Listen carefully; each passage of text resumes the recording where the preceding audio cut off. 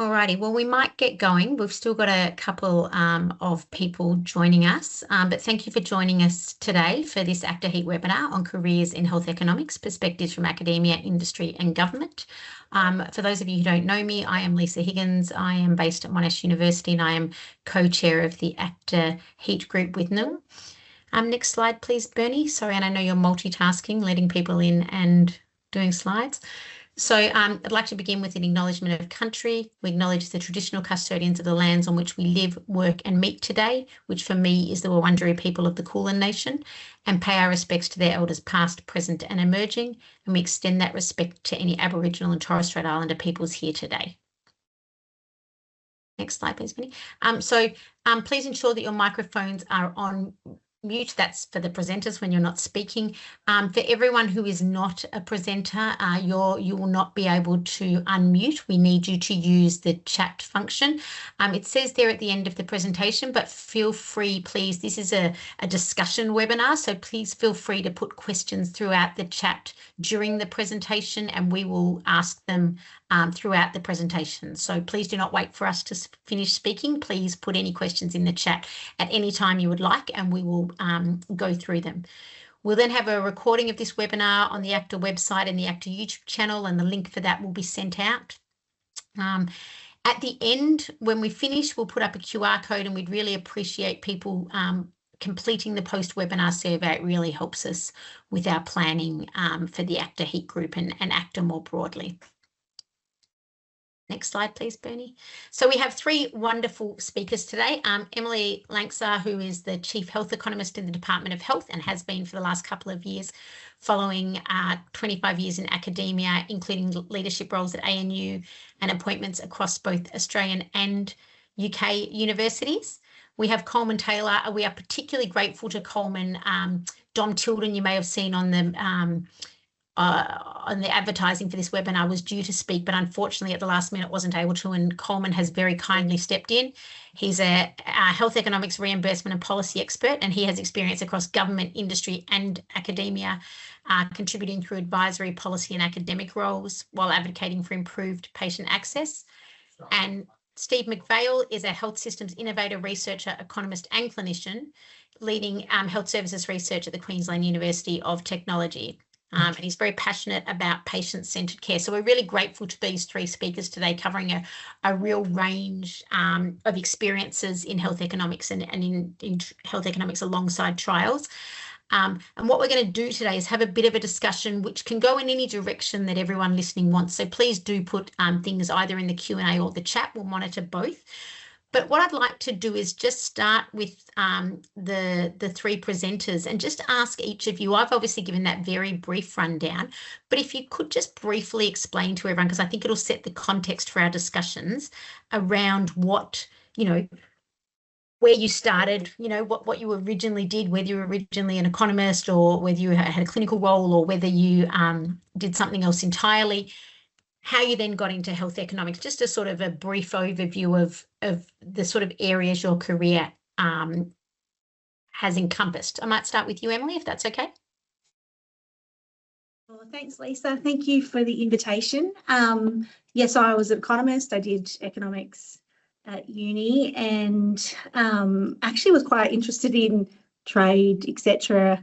And so much more macroeconomics, and then we did a health economics unit and just loved it, just saw the relevance of it, the messiness. I was really attracted to the fact that this was a market that functioned in ways that other markets or shares some similarities with other markets, but is pretty unique. And so I did the cadetship in health economics, came into the department as part of their grad program, stayed a couple of years, and then I thought I would go and try out academia. So I went on leave without pay to do that.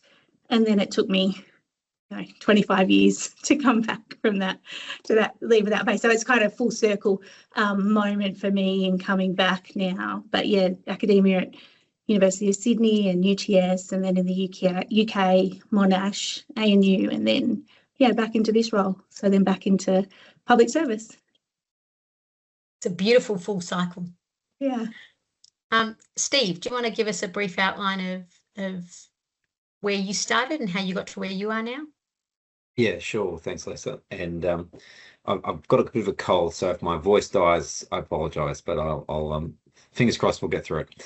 I started out as a clinician, working mostly in public sector, and as after a while, I got a bit frustrated. I was doing some clinical research, but got a bit frustrated really at the health system level problems that we weren't really touching on, treating one person at a time or even looking at one clinical trial at a time.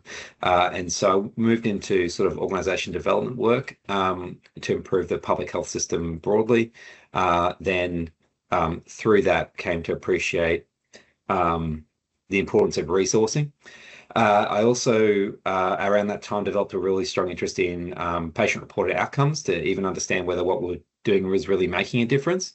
And so those things sort of came together through trying to quantify the benefit that we bring to patients through our care and through our interventions, while also discovering the field of health economics. And I thought, oh, that's actually what I'm really interested in. So I went back and retrained as a health economist, did a PhD in health economics, and then have been working at at the intersection of some of those things. But yeah, as a health economist now for many years, and and then from that ended up straddling across health system and academia for probably 20 years. So that's my main role is based at the university at QT, leading a large health economics team there and health services research center, but still linking into both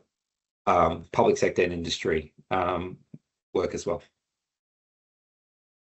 Brilliant. Thanks, Steve. And Coleman? It's very hard to follow those two great acts up front.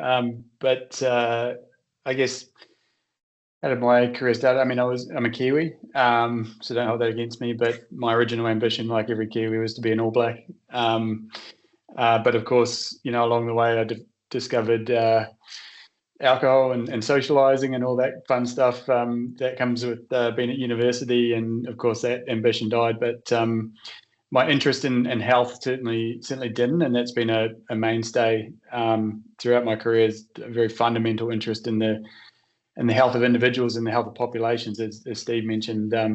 Interacting with individuals is one thing, but trying to solve things at a system level has always been of great interest to me.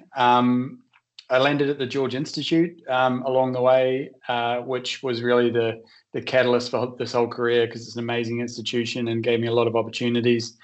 One of which was the time to do a PhD, and I landed on the subject of looking at helicopter transport for trauma patients, and that was such an interesting introduction to health economics, because it was weighing up the cost and benefit of helicopter transport as an intervention, but also community preferences came into it, and whether people were willing to pay for these things. And the other thing that was interesting about that whole thing was the politics, and I did discover along the way that actually anything involves funding comes with a whole lot of politics, and sometimes the politics are the thing that drive the service delivery and the service design, rather than the actual patient outcomes or intervention that you're trying to deliver.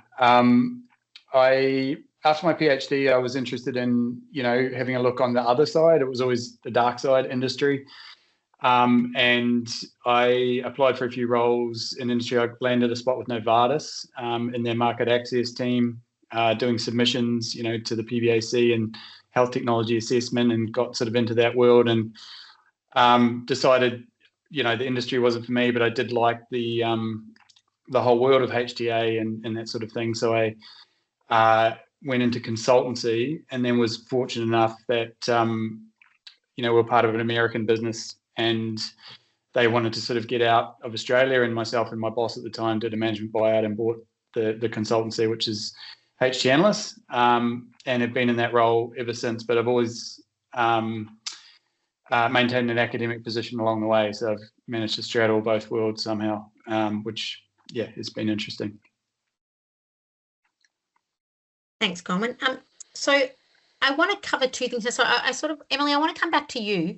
You came from a very economic focus, very macroeconomic focus into health economics. And I suppose I just wanted to ask you about because I'm going to go to Steve afterwards and talk about coming the other way from clinical to economics, about what the challenges were going from that really pure economic, and coming into the health space and the real challenges that come within the health sector with regards to economics. And obviously this is a trials-based group, and I suppose how having that lens without the clinical experience, what are the challenges there? Yeah, sure. So yeah, the coming in, I think the main thing I felt after doing, just kind of pure economics with a smidge of health economics, and then I went after finishing at ANU, I went down to Monash as part of the cadet program and did health economics down there, and I just felt this emotional response when it was Jeff Richardson.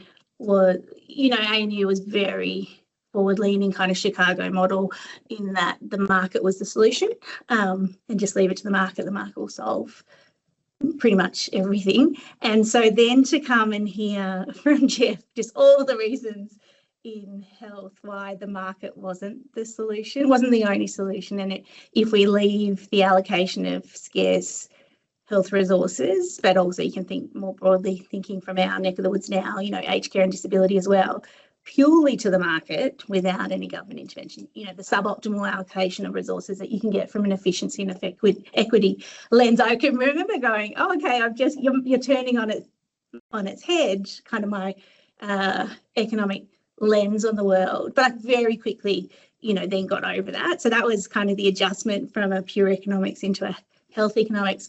On the trials, I think it's the beauty of teams. I've always been, from really early career researcher, a real advocate, and saw the beauty of interdisciplinary working. So I think have always benefited from working in teams with clinicians of many different types, but ethicists, philosophers, the whole range of disciplines that I think, to solve some of the wicked problems, and health is probably up there with, got some real challenges to solve in an excellent, I should say, in a really excellent system that we have.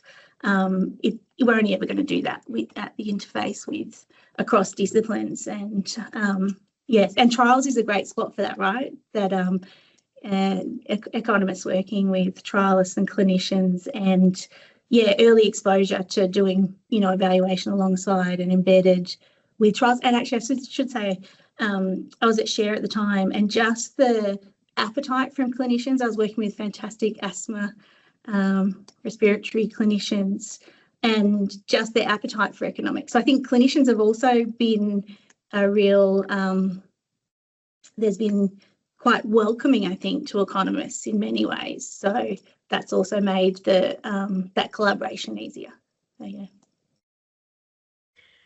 Thanks, Emily. And Steve, what about from the other side, starting as a clinician and then moving into health economics and the challenges with that, and the steep learning curve and the having to perhaps consider I obviously work with a lot of clinicians who don't want a bar of having to think about what their interventions cost. Yeah, that's a good question, and I actually think I probably share some similar experiences to Emily, but even coming from the other way, in that and maybe this is a survivorship bias thing, but I've actually found people of both sides are really supportive of one another and understand the value that each other bring to each conversation, to each trial, to each inquiry or whatever's happening in the multidisciplinary domain.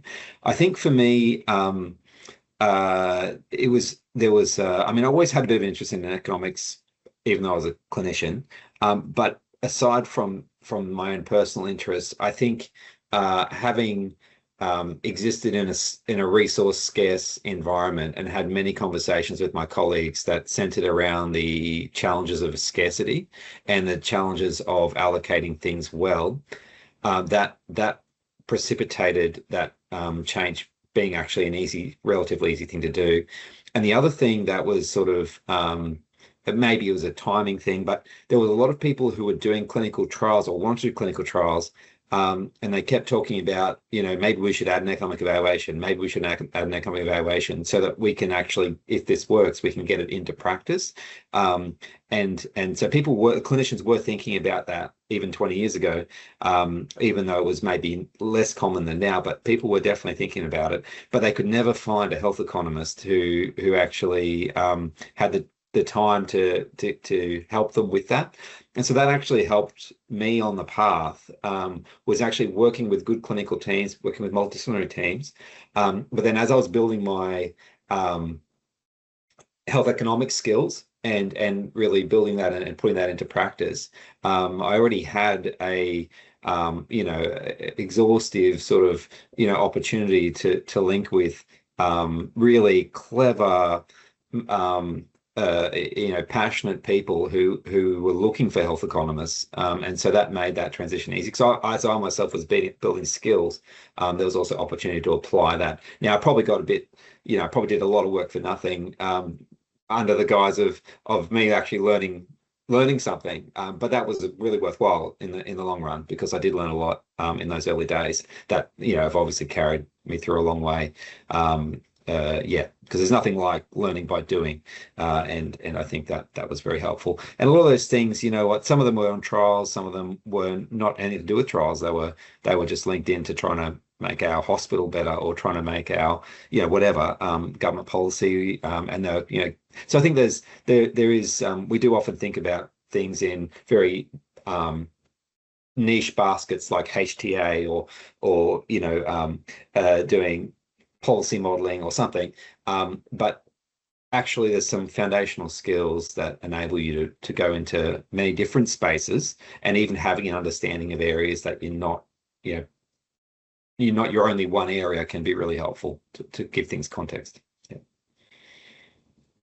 And Coleman, I want to come to you now and ask you I've known you for a very long time, and you've done a wonderful job at balancing academia and industry, working for both. I want to ask you about the challenges with that. How is it accepted by, obviously it's your company now, so it's a little different, but how does that balance work? Are there challenges on the academic side? Are there challenges on the other side?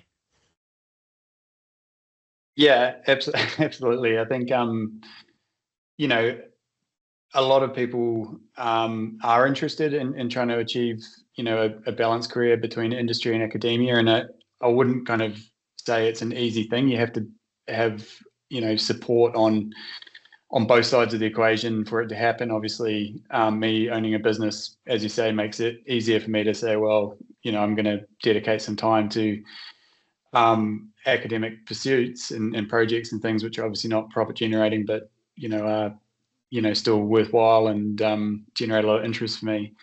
And then on the other side, having support from the institution to have a career outside of academia and have enough sort of time to still dedicate to the necessary rigmarole that's involved in academic pursuits. And I'm very lucky. I've sort of got an ongoing funded position at the George Institute that is only a day a week, but allows me just enough time to do what I need to do in the academic space to keep that kind of career ticking over.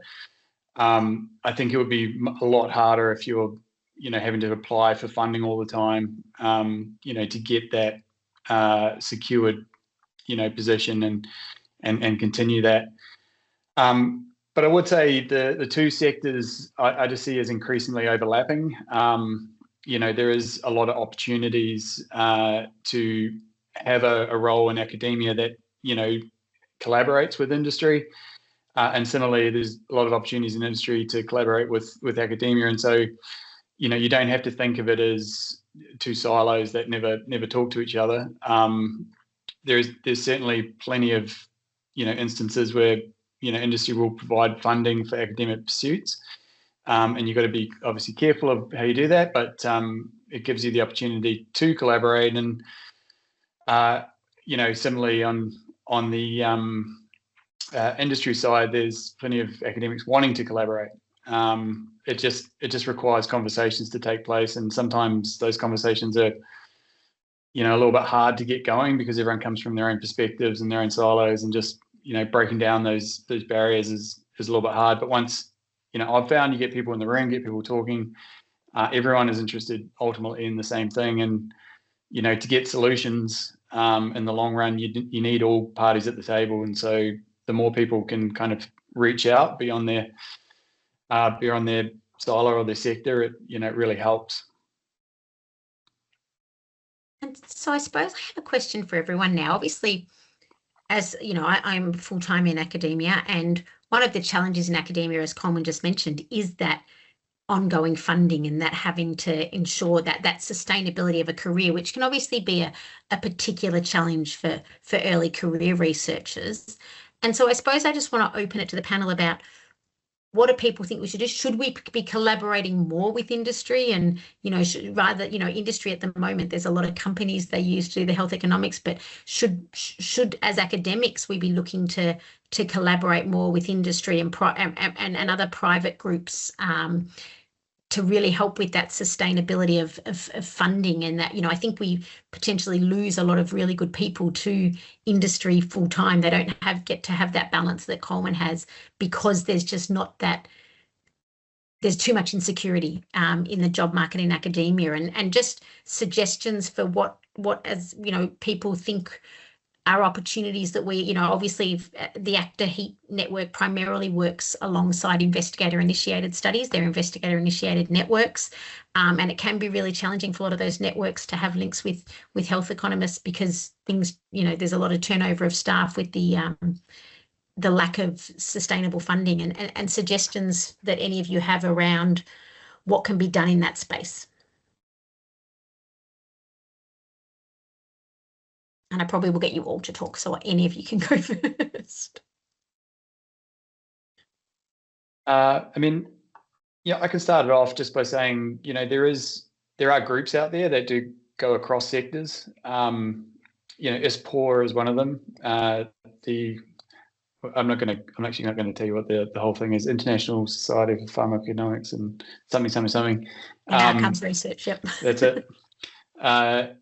And that has a group in Australia that effectively is a group of academics, industry representatives, and even some sort of like not-for-profit government kind of representatives. So those type of groups do exist and provide opportunities to make connections across.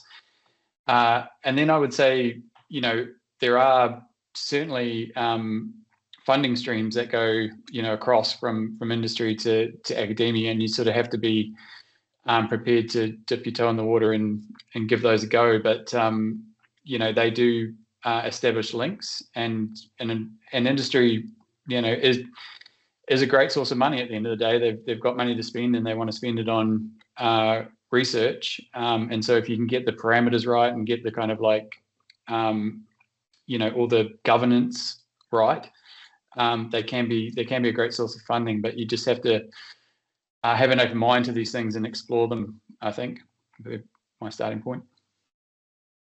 And Emily or Steve, do you have anything to add to that?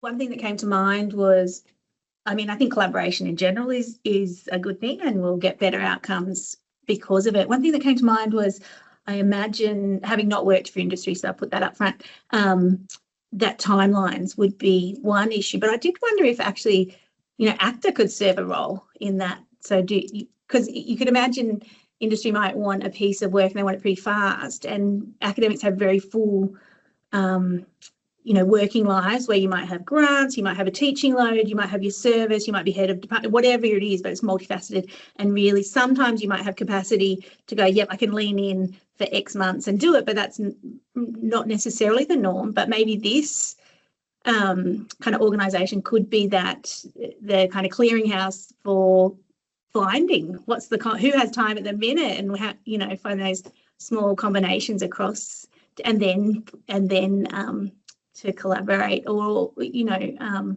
consult to industry, do those pieces of work. But just an idea as reflecting on your question.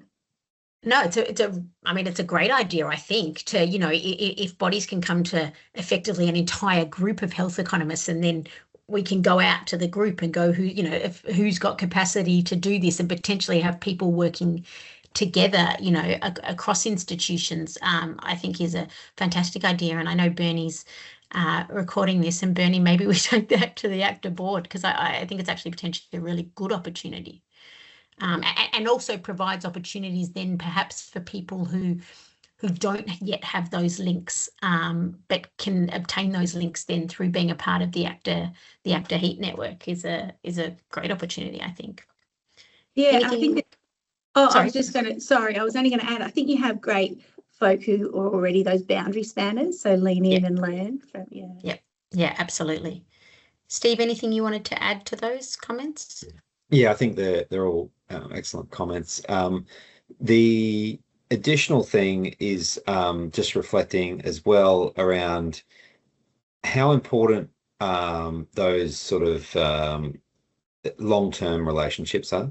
And so when the people that you start out with, when you're an ECR and you're working with other people who may be ECR or MCRs who don't have a huge network, in 10 or 20 or 30 years' time, those people are going to be the same. Like, some of them may have moved on or whatever, but a lot of those people are going to be the leaders of industry or the leaders of academia, and so I thought that's actually something there was never a strategy from the start, but actually just being a good friend, a good colleague, helping people out when I could. They're the things that have actually now, and I never did it at the time for this reason, but I still have a really long list of people who, when they're doing a trial or they're doing anything and they need an economic evaluation, I'll get a call, and it may not be that it's consistent, sort of funding from any one source, but there's no shortage of funding opportunities, because there's that consistency of having shown up, done the best of your ability, and then help people out and do that consistently, and that path will, it may take 5 years, but that you'll end up with enough work to be able to sustain what you're doing, because health economists are generally in high demand, and the supply is less than demand in my experience. So speaking of supply and demand, and speaking of ECRs, Emily, you spoke at the start about the cadetships. Any chance they haven't been around for a long time? Any chance they'll come back? You know, it's a fantastic opportunity. Yeah, and I think a big shout out to Stephen Duckett, who set them up when he was secretary of the department.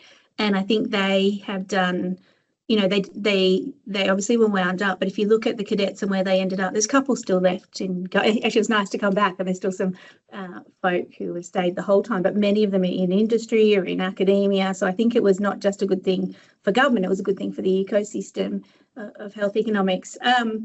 No immediate plans, but certainly one of a big part of my role is capability and capacity building in the service, but beyond as well. So yeah, no plans at the minute, but we're certainly front of mind thinking about how do we build capacity and capability in health economics.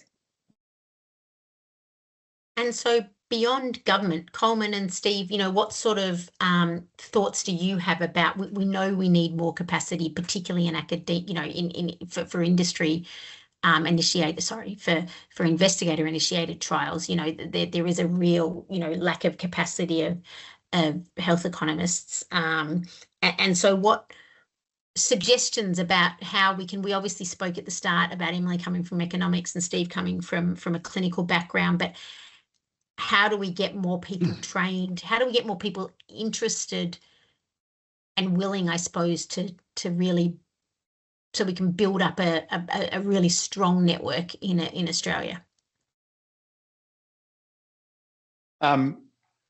Yeah, well, I think you know, the challenge is potentially that for the health economics training, traditionally, it's been through the academic pathways, and you know, typically that would be a undergrad and a postgrad and PhD sort of set up, and that takes quite a while to get through. And there's not, you know, a stack of opportunities out there to sort of do that, so it's kind of like constrained. But on the industry side, you know, there certainly is opportunities if you are willing to, you know, go in at the ground level and learn the ropes on the job.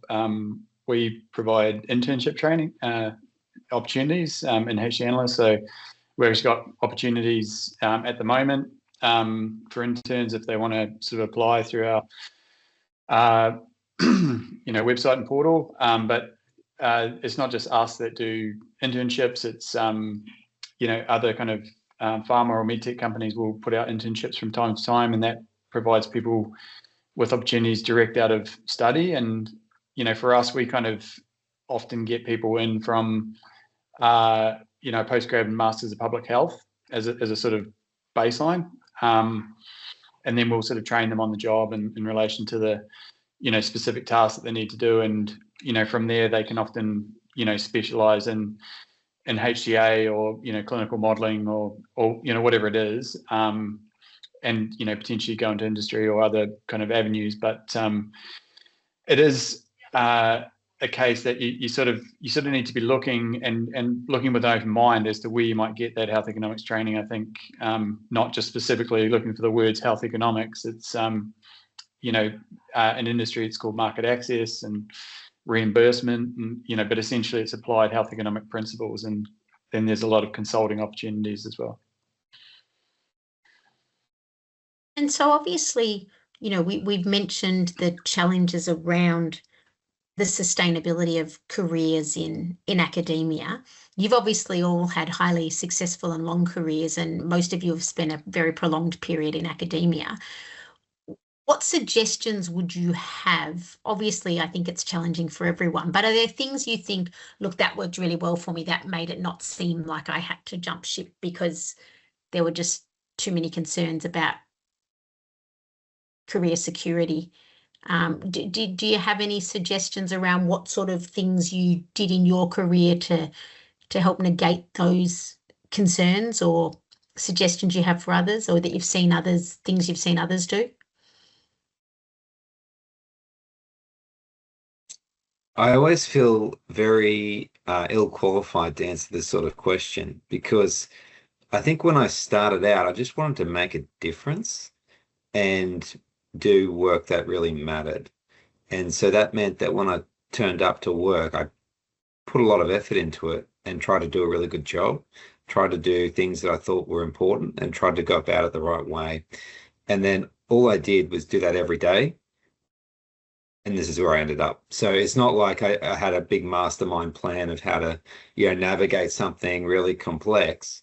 I just turned up, did the best I could, tried to be a good human to other people, and then there was no shortage of opportunities. And I think that that's probably a real maybe shift sometimes from the way people often think about things, which is, how do I get something for myself out of this context? And you'll find that if you ever work with a bunch of people and you're working with someone who's always trying to get something for themselves out of every context, and then you think about the ones who are always trying to make sure that the team gets what they need, or the project ends well, or the partners are happy with the collaboration, or you think about who you want to work with, and think about who you're going to give opportunities to. And so I think while there is certainly room for thinking about which direction people should go, I think I'd probably, my terribly ill-qualified advice would be actually just start with yourself and thinking what you're going to do and what you want to do, and what makes you the sort of person that is going to turn up for work and do work that you enjoy and work that you care about, And if you can do that and do that every day, working with good people, that's the other thing, is do your best to work with good people. The other things take care of themselves to some extent. I appreciate that's an oversimplified comment, but I believe it to be true.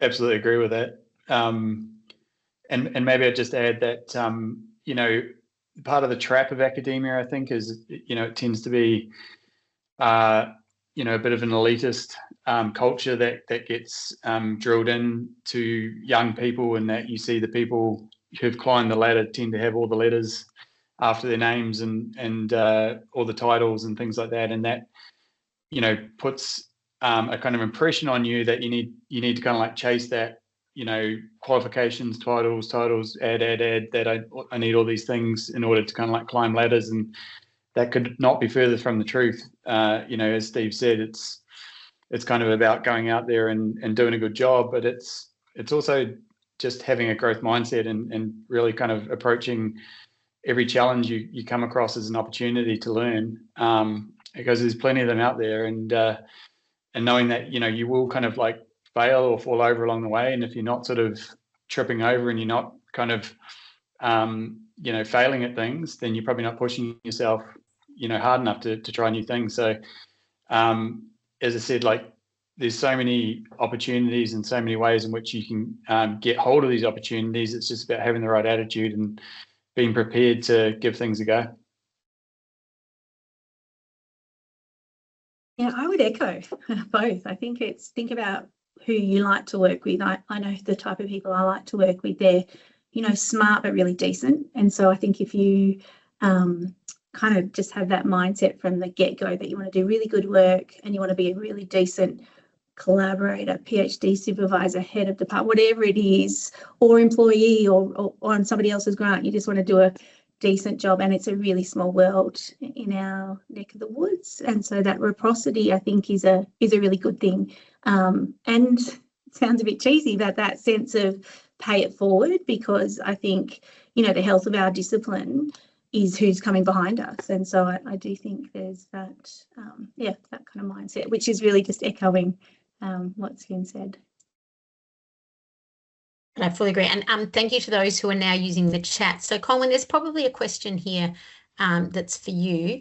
It just says most jobs in health economics require experience or a PhD. However, for health economists who've recently graduated, so people who've got a master's in health economics, you know, do you suggest cold calling industry? Because obviously, if you look at job descriptions, and I'm not suggesting anyone move to industry, we want to keep people in academia and supporting investigator-initiated trials, but you know, you see a lot of position descriptions for roles, whether they be in academia or industry, saying, you know, you require a PhD or you require 5 years experience in this, or, you know.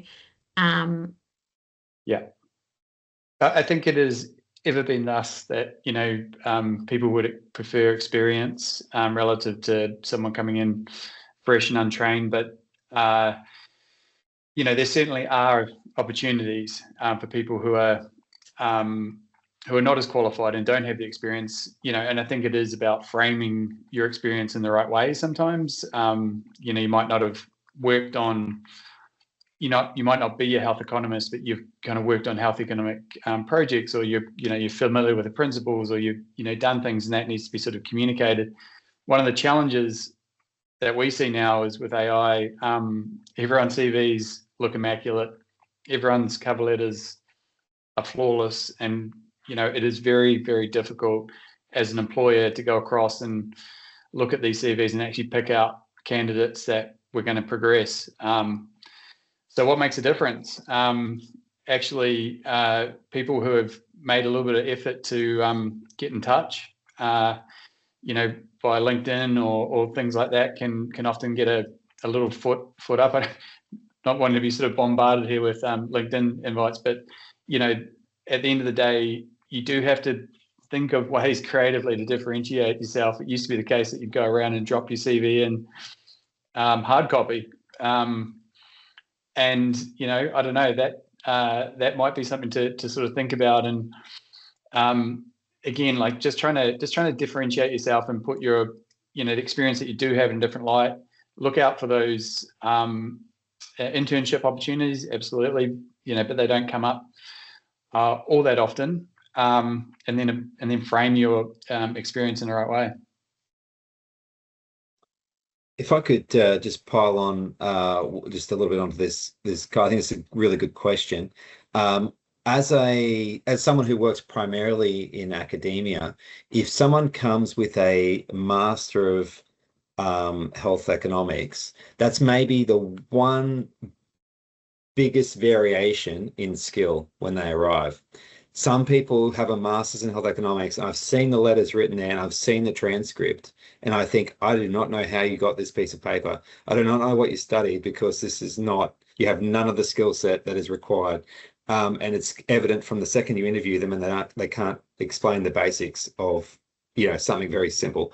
Also, you get some who are really, really good, who have learned things a lot, they've applied them, and they're already very skillful.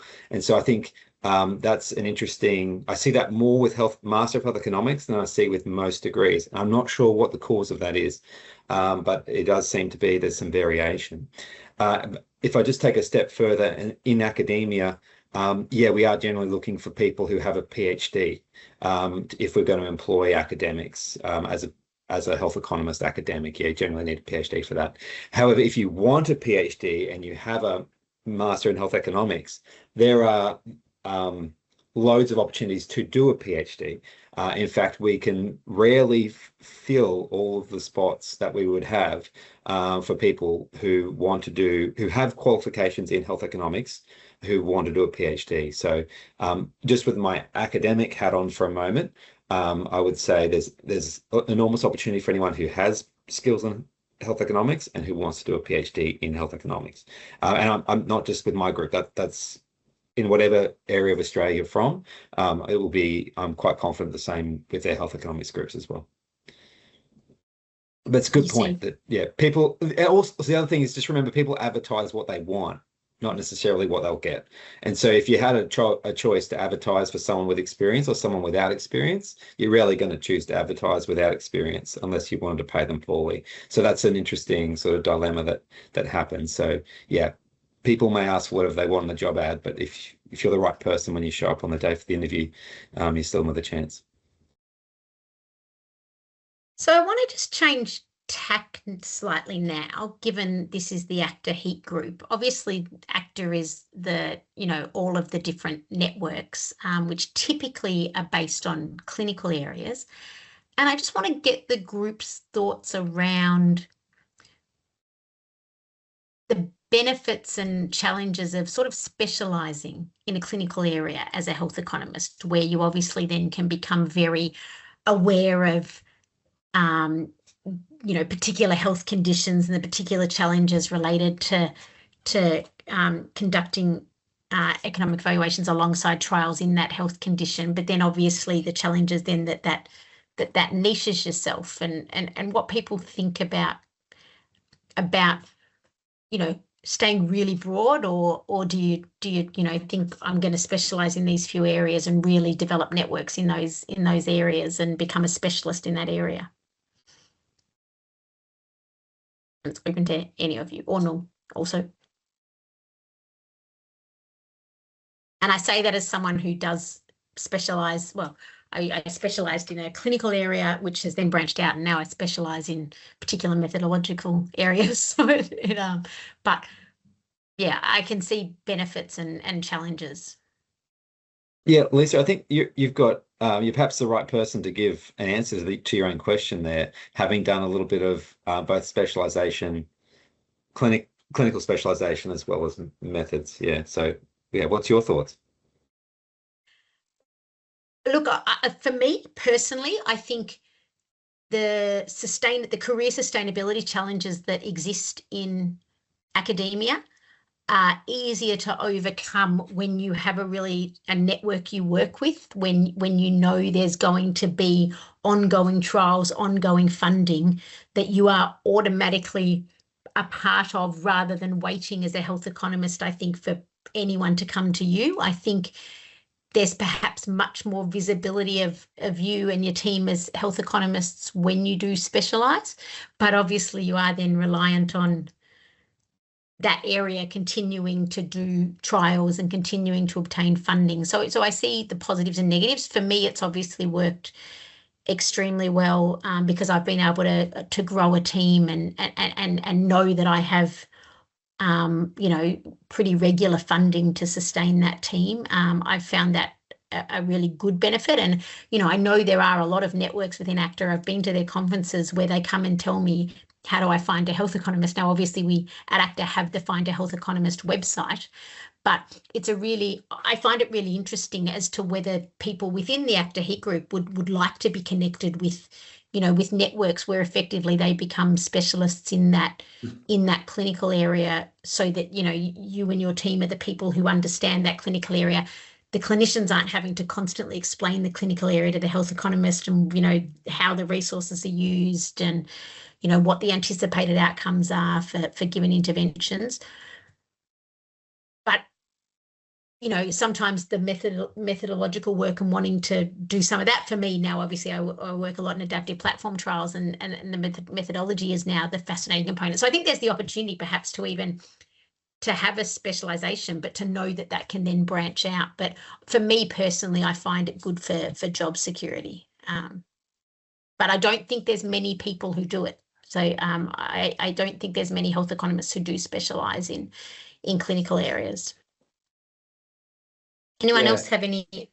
Well, I was just thinking, Lisa, like what makes the world that we've been in academia and the ICU research setting unique is that you can kind of collaborate with these really interesting studies, but they get published in really good journals because there's really great international interest and really big implications from these trials, because they're all based on mortality outcomes and things like that. And so, if you are specializing, it makes sense that it would be in an area that is of great interest, so that you can really leverage that. I just wanted to add, though, that moving into the future as AI becomes more and more embedded in what we do, the whole specialized knowledge, the concept of specialized knowledge will change, I think, and everyone will have access to a lot of information. It's kind of what you're able to do with that information and how you can use that information in the kind of whatever constraints you work in. And so I do think there will be more specialization that goes on over time, simply because more people have access to the sort of baseline knowledge. But it'll be interesting to see how that evolves. I can't say I'm across the future. I often tell students, start broad, get your breadth, so you've done a trial, you've done maybe preference work, you've done more at the labour economics end or workforce, whatever it is in the breadth, and then specialise, because not necessarily, it doesn't have to be in a clinical area. I've never specialised in a clinical area, but you want to be known for something in the academic literature, in particularly international literature. If you want to propel your academic career, you have to be known for something. So, and I think specialisation also allows you to pursue your passions, right?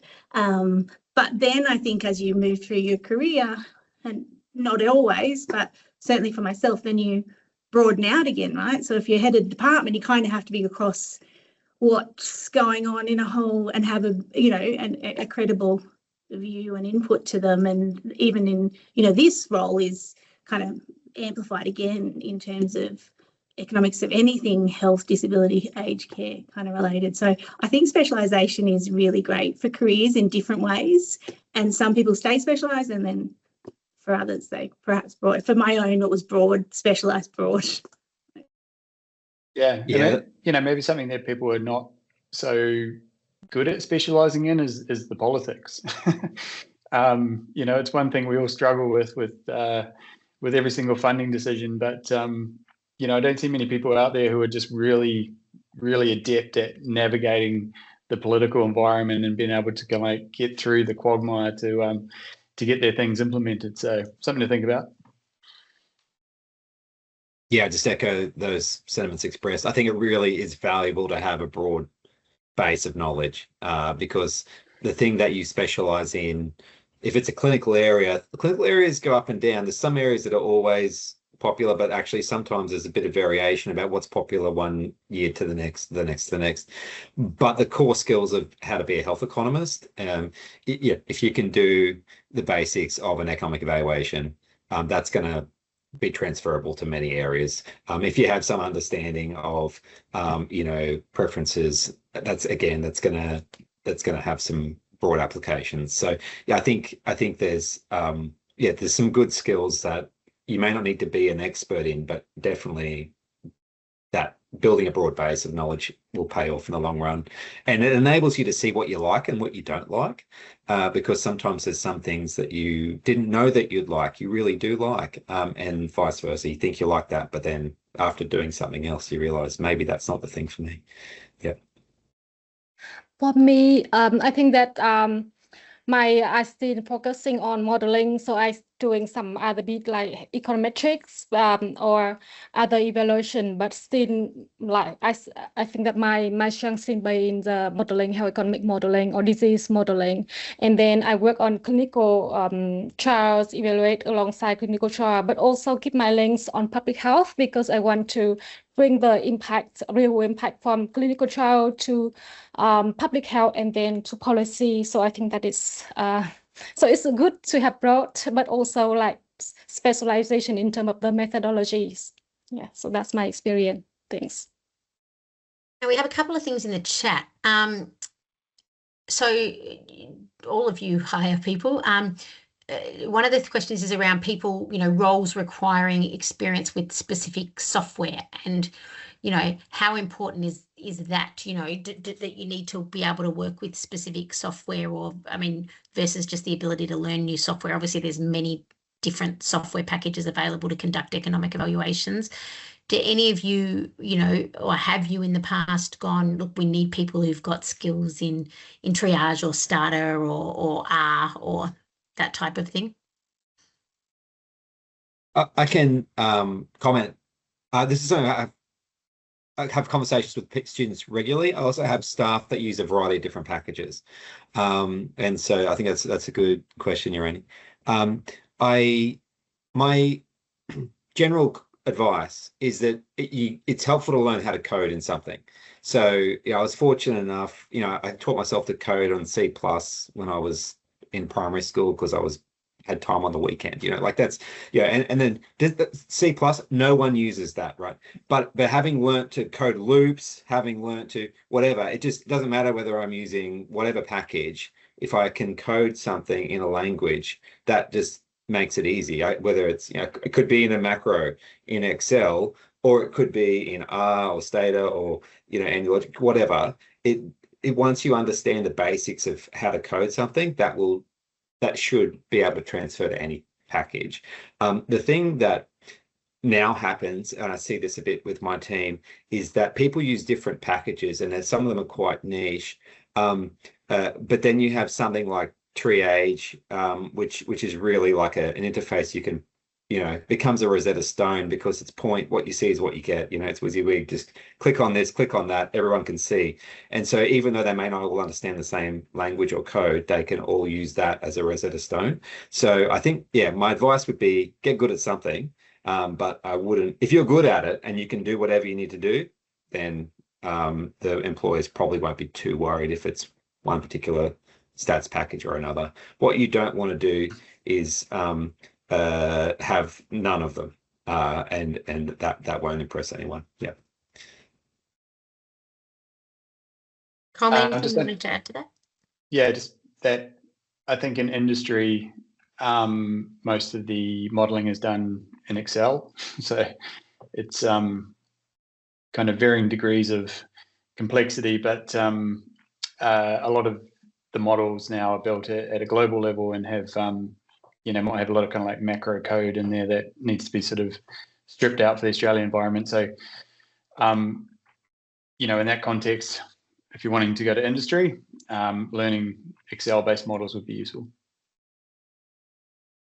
And then we've only got a few minutes left, but Thomas has put in the chat, talking of specialising, I'd love to ask for the panel's thoughts on working at the intersection of health economics and Aboriginal and Torres Strait Islander health, particularly how we think about values and outcomes.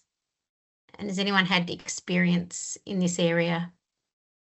I think we've got some great people in Australia working at the intersection. And I think, you know, even the conceptualisation of what is health, is it physical, is it health of country? So I think it does broaden, I think, quite rightly, our kind of view of that. But I think we've got excellent, I think, in Kirsten Howard's doing, you know, the Measuring What Matters stuff. Ray Lovett at ANU is doing excellent work on developing quality of life measures for First Nations. So I think we've got folk around who are at that intersection who would be able to speak better to it. But I absolutely think it's that, you know, broadening the framework to fit the purpose, I would say, rather than imposing a particular framework. Yeah, I agree 100%. I do quite a bit of work with community control organisations, and the conversation starts by listening and hearing, and we do we're similarly involved again with one of the projects. We're looking at developing a measure that's specific for their purpose in their community. So it's developed by mob for mob, and then we'll work with them around that. I similarly share that advice that there's really good work happening at various places around the country, and it really can help to connect in locally to the area where you are. But there are some overarching principles that I think are worth learning around how to do that well. And you may already be aware. I don't want to assume that you're not. You may already be right over the top of that, the fact that you're asking this question. Now, I'm very aware of time, so just want to go to the panelists. Is there any last words before, and I'll get Bernie to pop the slides up again. We really appreciate everyone's time today and being willing to share your careers, your challenges, your thoughts. It's fantastic to have you all here to speak. Any last comments from anyone? I had one, which is, I think you have, you know, trialists and economists who work at the intersection and on and in trials have an incredibly useful toolkit that I would say we don't need to just apply into health. So think social policy and think randomised controlled trials of social policy. So I think broadening the horizon, because your skills are in such hot demand, not just in health, but beyond. So that would just be another, if you're thinking of living back to the, you know, thinking about career longevity and stuff, taking your skills and using them in a broader way. Yeah, that's a fantastic point, Emily. Just one thing I'd say is, you know, for all the young people out there who are embarking on this kind of career, you know, remember to not only become an advocate for yourself as you move forward, but an advocate for the profession as a whole. I think, you know, health economists probably struggle to sort of advocate for themselves a bit, you know, as a collective. And, you know, as we've seen over time, I think it's becoming more embedded in grants and things and requirements and things like that. And we need more health economists, but we also need the profession to be sort of uplifted as time goes on, and really putting us at the you know, pointy end of decision making and making sure we're always being represented. So that's going to give more opportunities to everyone. Bernie, are you able to share the slides so we can have the QR code? So really appreciate everyone's time today. The QR code is there, but we will also send this out when we send the link for the recording of this. But I'm very grateful to all of our speakers today. We don't have plans for webinars for the second half of the year, so please, there is the opportunity in the feedback form if there are particular topics you would like to hear, or if you have heard people speak, whether they be based in Australia or based internationally, about topics that might be of interest to the ACTA HEAT group. Please do let us know. You can email me, you can email Nung, you can email ACTA, or you can fill in the webinar form. But we want to have webinars that are of benefit to the ACTA HEAT group and things that people want to hear about. So please do let us know your thoughts. And we have our next meeting will be a wider whole SIG meeting, a whole ACTA HEAT meeting. So looking forward to seeing many of you there to discuss the future plans for the ACTA HEAT trial. But thank you all so much, and apologies for running 1 minute over.